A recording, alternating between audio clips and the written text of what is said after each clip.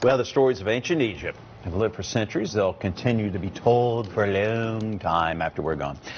Kansas City, though, is going to have an exhibit, and it's about the Queen, Ramses II, his Queen Nefertari, I believe was her name. That's correct. And Queen Nefertari was the wife of Ramses II. FOX4's Marcus Officer is live at St. Luke's to explain why the Queen's remains are at St. Luke's right now. Marcus?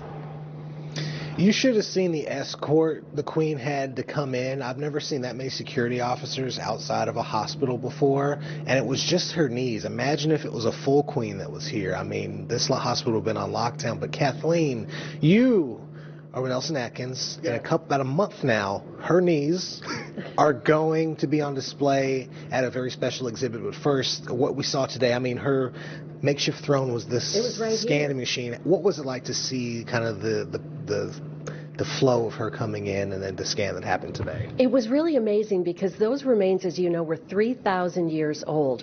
And that it can give us so many clues. This kind of scientific scan can give us so many clues as to what life was really like 3,000 years ago. And it just opens a whole window into that world that we wouldn't have otherwise. It was really exciting today. And then the window, actually, for folks across the metro is opening come November 15th at a special exhibit that you have. Tell us more about that, and then what can folks expect to see beyond the famous legs of Queen Nefertari?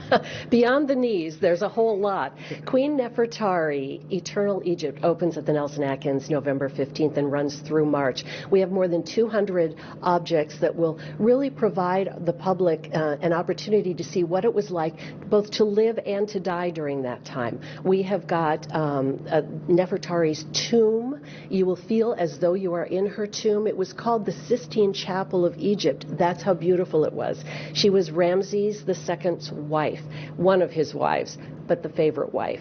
And he built a tomb for her that was absolutely exquisite. And we will have a tomb like that at the museum. To tell, I mean, ancient Egypt, there's so many stories, but where does she rank among those that are studied and then people that want to know about what her time period when she was, along Pharaoh within power? She was really an amazing woman, especially for her time. She could read hieroglyph, and she also helped Ramses when he was having political conversations. So she was very high-ranking in society. Women had much different, they could own businesses, things that you wouldn't expect today. So we will also give you that type of a feeling when you're in the exhibition.